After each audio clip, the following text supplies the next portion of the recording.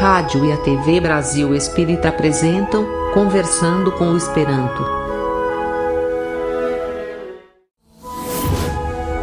Apresentação: Neider Jatobá e Ioiô Jatobá.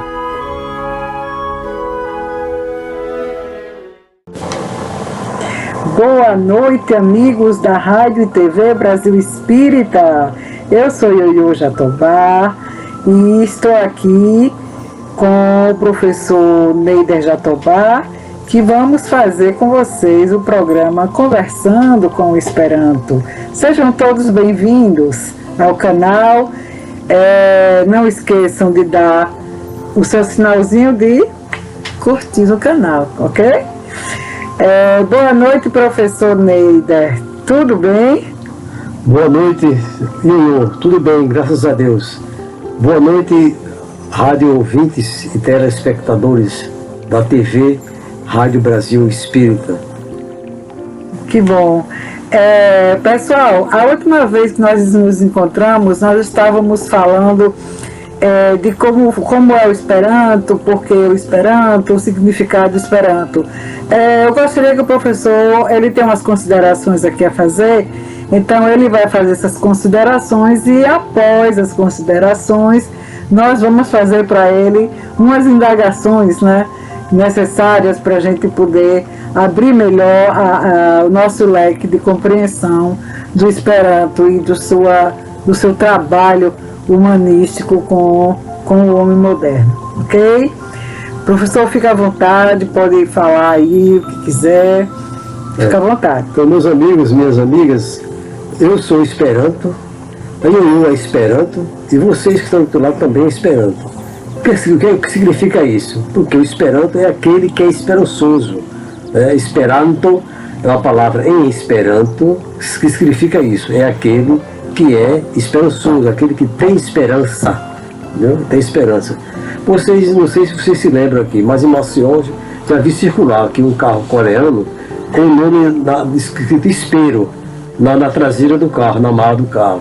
Aquele espero ali não é um verbo de esperar, é um substantivo, significa esperança. Espero. Por que espero? Porque o dono da fábrica era simpatizante do Esperanto, entendeu?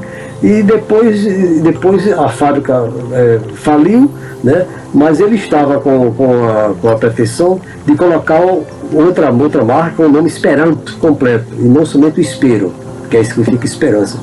Pois bem, eu me sinto muito honrado em aproveitar esse espaço aqui da TV Rádio Brasil Espírita, entendeu? Pedindo licença a vocês por estar na sua casa, entendeu? E eu espero que vocês, eu tenho esperança, que eu sou esperançoso, que vocês tenham uma noite bem aproveitada aqui conosco.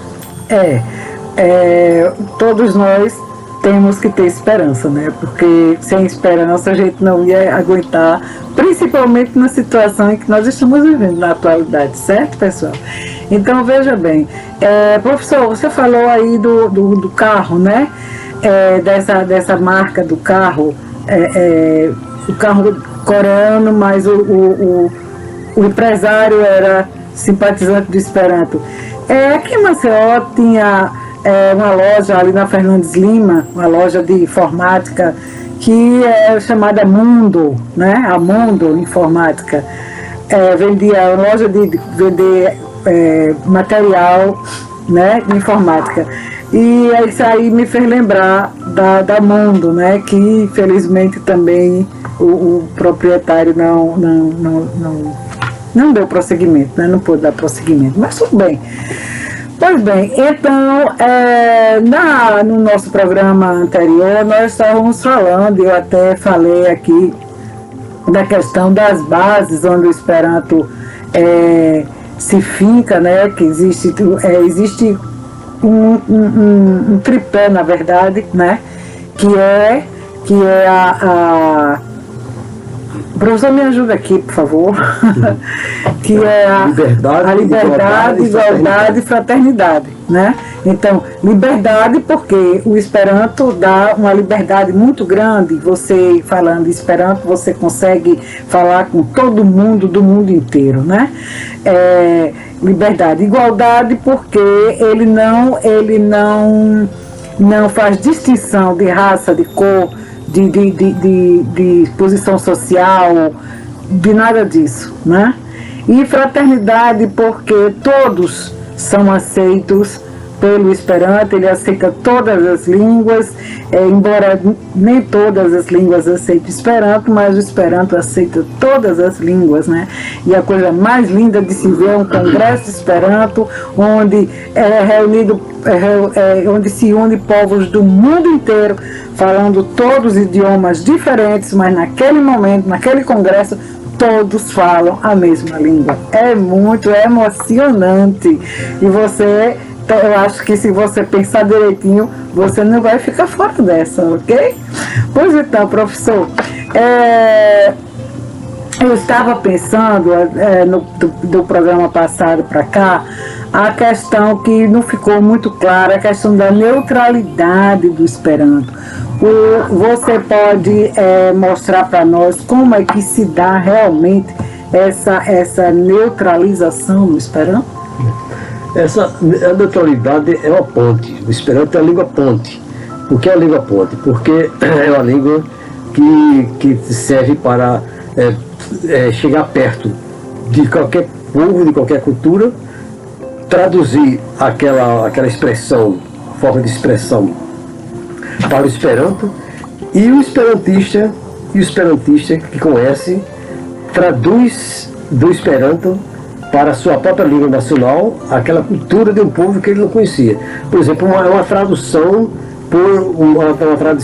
pelo Esperanto fica como uma língua intermediária.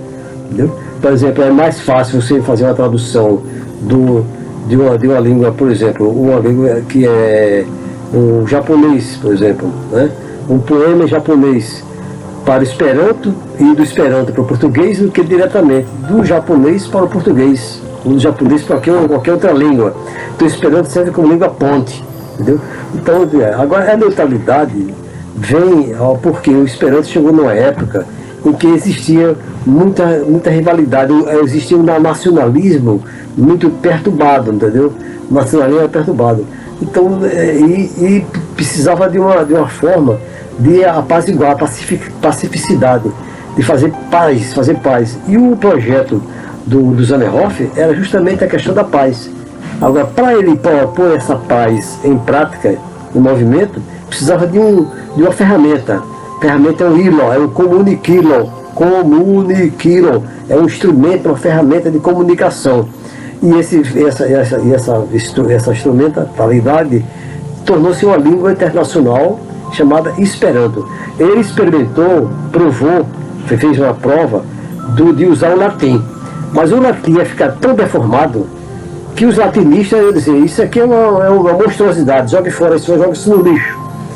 Aí ele não podia fazer isso com o latim, não podia fazer isso com o grego, e muito menos ainda com as línguas nacionais já em vigor, inclusive o próprio inglês, porque a gente vê que o inglês é uma língua nacional, embora ela tenha internacionalidade, porque o Reino Unido tem mais de um país que forma uma comunidade britânica.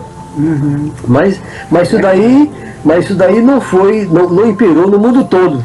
Tem lugar aí que a pessoa não entende o inglês. E o inglês fica falado de maneira restrita, né? E o alemão mais restrito também. Existe uma certa restrição. E também a questão da democraticidade. Porque o Esperanto, pela sua natureza, é uma língua fácil, muito fácil de ser entendida, entendeu? Muito fácil de ser entendida. Tem gente que aprende a gramática, só a gramática, as 16 regras gramaticais, aprende em 2, 3 horas, só a gramática, que é o núcleo do Esperanto. É o núcleo básico do Esperanto, é a parte que ficou durante o congresso, que o primeiro congresso internacional do Esperanto foi feito para a aprovação deste núcleo básico. Zamenhof conseguiu aprovar o núcleo básico, para ninguém ficar mexendo. Porque surgiram muitos reformistas, muita reforma. O próprio Zamenhof diz, a língua, essa língua não tem dono, pertence à humanidade. Então ele mesmo fez pesquisas, ele mesmo fazia as enquetes, né, para as pessoas responderem e apanhar as sugestões que o pessoal queria para melhorar a língua, né, o que tem de melhorar. Mas essa parte do núcleo, das 16 regras gramaticais, todo mundo foi aprovado e ninguém quer alterar isso. Ele se baseou nisso pela seguinte razão. Porque ele diz que a Bíblia, há muito tempo, é aquela Bíblia mesmo. Os judeus tornou uma tradição. A Bíblia é aquela dali. Agora, as alterações que possam existir vêm no pé de noto, quer dizer, que fica no rodapé. A mesma coisa no Esperanto. No Esperanto, se houver alguma alteração, alguma coisa aqui aí, aparece no rodapé as alterações que foram aprovadas. Foram aprovadas, entendeu? E não pode ser de outra maneira, para manter a base do Esperanto. O lema do Esperanto é isso: cada povo com sua cultura, com sua língua, cada povo com sua história, e todos os povos com a língua internacional, que foi criada, planejada exatamente para isto que? A confraternização, o entendimento entre os povos, a facilidade de comunicação, e valoriza aqui a cultura local. Por exemplo, aqui, nós temos no Brasil cerca de 150, 180, 160 línguas indígenas, entendeu? Muitas dessas línguas vão desaparecer. Porque eles não tem, o pessoal ficou estudando só o português. Quem estudasse o português é natural, a língua dominante, natural. Mas eles podiam, nada impede que eles tivessem sua cultura própria, sua língua própria. Como o nosso padre Manuel da Almóbrega fez com o Tupi para os indígenas aqui no Brasil. Que tentou fazer uma gramática tal, daqui dali e tal, mas ele não progrediu. Então a mensagem do Esperanto é isso, é valorizar a cultura local, entendeu? E isso o Esperanto permite isso. Por quê? Porque é um material de trabalho. São essas localidades, às vezes pequenas, que se a gente não tiver o cuidado, desaparece, o pessoal não fala mais, porque ninguém cultiva aquilo ali, né? Não aparece um poeta, não aparece um escritor de nada para contar a história daquele povo, os seus progressos, suas conquistas, e daqui dali, com o tempo, vai substituindo por uma língua dominante. E é isso que a gente não quer, porque o material de trabalho do Zamenhof foi justamente isso, foi justamente os falares, os sentires, né? O falar e o sentir daquele povo que está ali naquele chão, naquele lugar. É interessante também a gente saber, né, a preocupação de Zamenhof com essa questão dessa língua. Veja bem, todos os povos com a sua língua, mas cada um com a sua língua, mas todos com o Esperanto, né? Quer dizer, dando para a humanidade aquela oportunidade ímpar de dominar uma língua onde não é preciso pagar uma fortuna para aprender e onde todos têm a oportunidade de se comunicar. Isso é muito libertador. Isso é muito libertador, e a gente vê aí o caráter de Zamenhof, né, esse humanista tão maravilhoso, e nós podemos ver esse sentimento dele, como conversamos no programa anterior, esse sentimento dele de criar uma língua para que todo mundo falasse, todo mundo se compreendesse, um sentimento que vinha nascendo desde a sua infância. Quer dizer, ele ficou adolescente, ficou jovem, se formou em medicina, e depois que se formou em medicina, ele voltou para esse antigo sonho da questão da construção da língua, porque ele achava muito, vamos dizer, ele achava incoerente, né, as pessoas haver a questão da divisão entre as pessoas, entre os povos, né? O seu grande objetivo é esse da união, né? Da união entre os povos por meio da língua, por meio do Esperanto, que é uma língua libertadora, né? Como a gente já falou aqui. Agora, professor, voltando a essa questão, o que é que você fala sobre a nacionalidade do Esperanto? Como é que a gente pode abordar isso aqui e deixar isso mais claro possível? Bom, o Esperanto não forma uma nacionalidade, porque as nacionalidades é sempre uma associação entre um território, entendeu? E o povo que mora lá, naquele lugar, que se sustenta, né? que faz suas conquistas, que progride, faz lá. O Esperanto não tem um chão próprio. Muita gente pergunta, qual é o país que fala Esperanto? Não tem nenhum país que fala Esperanto. É verdade. Mas onde é que está? Mas o Esperanto está na sua internacionalidade, na sua facilidade de penetração em todos os povos, porque ele foi feito exatamente com essa finalidade. E o Zamenhof provou isso a partir do primeiro congresso internacional de Esperanto, que foi em 1905. Foi a primeira vez na história da humanidade, toda a história da humanidade, que um grupo de pessoas de diferentes procedências, diferentes raças, diferentes religiões, diferentes formas de pensar, vestimentas, cada um com sua cultura. E chegando lá, naquela época, foi em 1905, não tinha os recursos que tem hoje, tecnológicos, né? Mas não precisava de tradução nenhuma, não precisava de tradução, entendeu? Agora, tem um detalhe interessante naquela época, é porque dois esperantistas, o Bonfron e o outro lá, que não lembro mais, pediu a Zamenhof, olha, não entre com essa questão dessa prece não, porque isso daí é coisa de religião.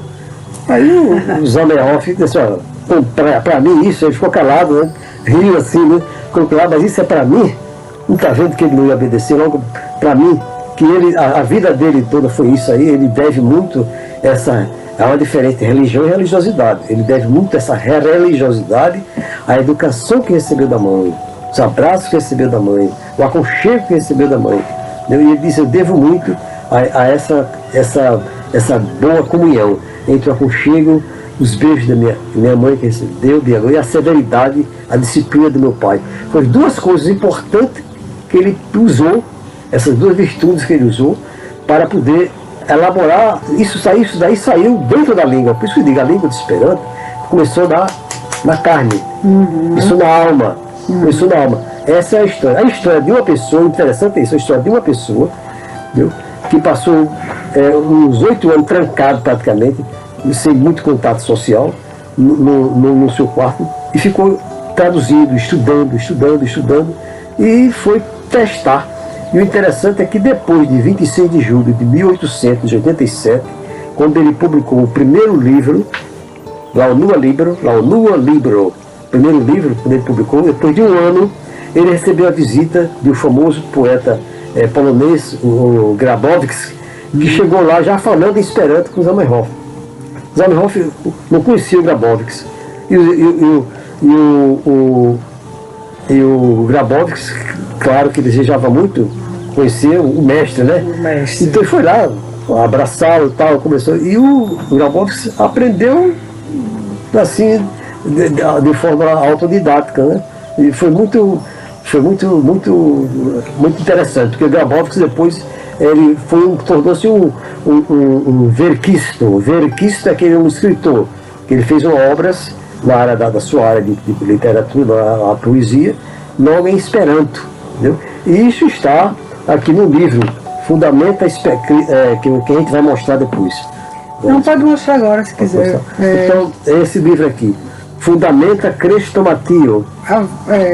Sim, assim, Fundamento Crestomatio, que é os Fundamenta Crestomatio. É uma coletânea dos fundamentos da língua, da língua do Esperanto. Porque aqui tem a parte gramatical, tem artigos, tem trabalhos científicos, tem anedotas, tem historietas, tem vários contos, tudo em Esperanto. Os primeiros contos vertidos originariamente do Esperanto. Aqui não é tradução. Não está tradução aqui, foi vertido diretamente do Esperanto. Certo. Então a gente nós podemos ver, nós podemos observar que para estudar o Esperanto não é necessário que você tenha um professor. Você pode estudar Esperanto sozinho, se você quiser, como muita gente faz. Estuda sozinho e fala e domina e se dá bem em todo canto que chega, em todo país que chega também. É impressionante, né? E é uma oportunidade assim, ó, fabulosa, ímpar. Então, pessoal, professor, dos povos citados que você falou aí, dos ingleses, poloneses, pessoal todo aí, quais os povos citados poderiam fazer de sua língua a dos demais? Como é que se dá essa questão? Bom, essa pergunta é a seguinte: cada povo quer que a sua língua seja representativa de todos. Mas isso não pode acontecer, não é porque o Zamenhof já provou que uma língua nacional, mesmo tecnicamente, no sentido linguístico, do fato, não pode ser uma língua internacional. Tem que ser uma língua criada, artificial. Então, o Esperanto é uma artefarita lingvo. É uma língua artificialmente formada, quer dizer, artificialmente, né, formada para servir de comuniquilo, instrumento de comunicação. Ilo significa é um instrumento, ferramenta. Comuniquilo é um instrumento de comunicação. Então, o Esperanto vem colaborar para a formação dessa cultura universal, né? E quando eu falei no primeiro congresso nacional na França, lembrar também que o Zamenhof ali consagrou o fundamento acrestomativo, que já mostrei aqui no livro, que é a base do Esperanto, é a parte que ninguém mexe, ficou lá, entendeu? E também as traduções consideradas traduções famosas, geniais, de Zamenhof, né?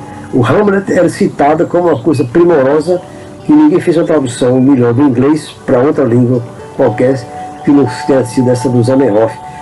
Ele conhecia, o poliglotismo dele até que não era tão vasto assim, né? Ele falava as 6 línguas, né? 6 línguas, mas estava aprendendo ainda o grego estava aprendendo o grego e o inglês antes de elaborar o Esperanto. E uma coisa interessante é isso, de modo que as virtudes das línguas, as melhores coisas que as línguas ofereciam, ele incorporou. Por exemplo, existe uma palavra em português que só existe em português, né? Só existe em português, que é a palavra saudade, mas em Esperanto torna-se saudado, a terminação o, saudado, que significa saudade, entendeu? Que dá aquele sentimento, dá aquela coisa que os outros, que foi o que o Esperanto fez. Então o Esperanto enriqueceu o Esperanto, porque o Esperanto ficou com sopiro e ficou com saudade, ficou com os dois formas de expressão. Quer dizer que as nuances do pensamento são incorporadas, a língua fica enriquecida. E o Esperanto está sempre se enriquecendo de radicais, está sempre crescendo. É uma língua que está em evolução, como qualquer outra língua. Entendeu? Isso prova que é uma língua viva. É uma língua artefarita, porque começou foi planejada, foi pensada para isto que está acontecendo no mundo, que é um fenômeno, é um verdadeiro fenômeno, e mais as contribuições, né, do vernáculo de várias nações, né? Tem coisas interessantíssimas que, por exemplo, a palavra banano. A palavra banana, que em Esperanto é banano, não existe em língua nenhuma no norte europeu. É natural que não tenha, porque banana não existe lá no norte da Europa. Então, quando a pessoa pergunta assim, que é estas tio? Que coisa é essa? O que é isto? Que é estas tio? Quer dizer, tio estas banano. Isto é banana, é um fruto. Banano estas fructo. Então, mostra que é assim que se vai formando uma língua. É assim que uma mãe vai mostrando ao filho. É assim que uma criança cresce, sabe das coisas e aprende a sua língua materna, a primeira língua. É por isso que o lema é o seguinte, o lema é este: cada povo com sua língua, com sua cultura, com seu sentir. E todos os povos com o quê? Com o alemão? O Esperanto. Com o Esperanto. Está aí Agora, na mão de vocês. O que eu também acho legal assim é que é internacional. Internacional no sentido de estar entre as pessoas, né? Porque esse é o sentido, é o significado da palavra internacional. Não é que a gente esteja fora, é uma coisa que está dentro, né? Internacional, está entre as pessoas. Agora, professor, uma coisa que me deixa assim incomodada é essa palavra, quando se diz assim, porque o Esperanto é uma língua artificial. Não seria melhor se dissesse, não, o Esperanto é uma língua planejada, porque artificial fica uma coisa assim, sabe? O sentido que eu tenho de artificial é aquele sentido de ser uma coisa superficial, uma coisa que, sabe, tá assim, muito em cima, não tem profundidade, e o que eu vejo no Esperanto não é nada disso. Não é nada disso. O Esperanto tem uma raiz, o Esperanto tem profundidade, o Esperanto houve muito raciocínio para fazer. Então não seria bacana que dissesse uma língua planejada? Os dois termos estão corretos, entendeu? Eu usei esse termo, eu usei esse termo artefarita, foi para chamar a atenção justamente da genialidade, porque o Zamenhof não era linguista. Inclusive, se Zamenhof precisasse do apoio dos acadêmicos, do pessoal lá da academia de língua, ele jamais o Esperanto ia progredir. Se o Esperanto fosse depender desse linguista, porque muitos deles se acharam que eram os tais, entendeu? E não produziram a língua. Não produziram. Inclusive, houve comissões, comissões que foram feitas para justamente estudar uma língua internacional. O pessoal estudava, na época que o Esperanto já tinha sido implantado, entendeu? Eu sei. Reunião disso, e o pessoal estudou para lá, veio lá, veio para cá, viu a moeda para cima, para baixo, para esquerda, para direita, fez todo o arranjo e chegou. Qual foi a solução que eles encontraram? O Esperanto. Quer dizer que não encontrou outra solução diferente. Ainda hoje está para ser provado. Se você que é linguista, que a linguista está mostrando, que você encontrar uma solução, vai, procure a solução, publique o seu livro, faça a divulgação e veja quanto tempo vai sustentar. Entendi. Porque o Esperanto já tem uma história. Pelos seus congressos. Anualmente se faz congresso de Esperanto, congressos nacionais de Esperanto, e internacional também. E também congressos regionais, setorizados, porque os médicos da região podem se reunir e falar sobre a sua especialidade, sobre as coisas em Esperanto. Os espíritas podem se reunir, aliás, os espíritas já fazem isso há muito tempo. Há muito tempo já foi fundada aqui a primeira sociedade mundial aqui, no mundo, a primeira sociedade da mulher mundial, é a Sociedade Francisco Valdomiro Lorenzi. Nacional. Foi feito aqui no Brasil. Mas ela tem um caráter internacional porque é Esperanto. O pessoal em todos os congressos internacionais, o pessoal lá, um pouco na frente, o nosso samideano Robson, ele instala uma faca com veno, quer dizer que é uma reunião setorizada, especializada, para falar sobre algum assunto, enfocar, no caso aí, é o espiritismo, como também se enfoca, também ligado a problemas técnicos, ligado à informática, ligado à medicina, ligado à literatura de modo geral, ligado à filosofia. Em todas isso daí, tudo existem representações desses grupos, entendeu? Em algumas regiões do mundo, que aproveitam os congressos internacionais para divulgar suas conquistas, suas descobertas, né? Os omotanos, no Japão, fazem isso, utilizam o Esperanto para divulgar o omoto. Os espíritas fazem isso para divulgar o espiritismo. E assim por diante. Assim que tem um congresso internacional, é bom porque tem uma amostra, mostruário da humanidade que pensa no bem. Interessante também que eu pude observar lá no Rio de Janeiro, no Congresso Nacional que teve, a sociedade Valdomiro Lorenzi, ela é composta, a sua grande maioria, de espíritas, né? Espíritas esperantistas, né? Essa representação, ela se concentra mais na região sul, sudeste, né, na região centro-oeste, muitos espíritas esperantistas. E o que não acontece na região nordeste, né? Por exemplo, na região nordeste, só em Salvador que a gente pode ver um número expressivo de espíritas esperantistas. Agora, descendo mais, aí a gente não vê, subindo, aliás, nós não vemos essa adesão, né, do movimento espírita com o Esperanto. Agora, tem um fato que até pouco tempo você estava conversando, da questão de alguns espíritas dizerem que vão aprender Esperanto no terceiro milênio. Para o terceiro milênio? Assim, conta aí para nós, para o nosso ouvinte. Isso é o seguinte, o Emmanuel foi quem puxou, né, foi o motor, foi a locomotiva disso aí. Emmanuel fez uma mensagem publicada nesse livro aqui, A Língua que Veio do Céu. Mas a mensagem está publicada aqui, nesse livro aqui, Língua que Veio do Céu. Mas o trabalho do Emmanuel saiu do Reformador em 1940.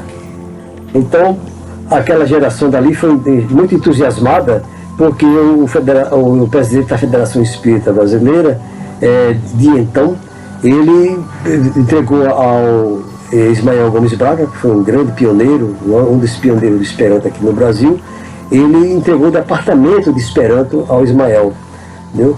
Aí com isso daí foram publicadas muitas obras, foi publicado lá Evangelio, lá Livro da Spiritoi, né? Cielo ca Infero, Céu e Inferno, os livros da codificação e alguns livros de André Luiz, no mundo maior, entendeu? Nia Reino, nosso lar. Então, vários livros foram publicados.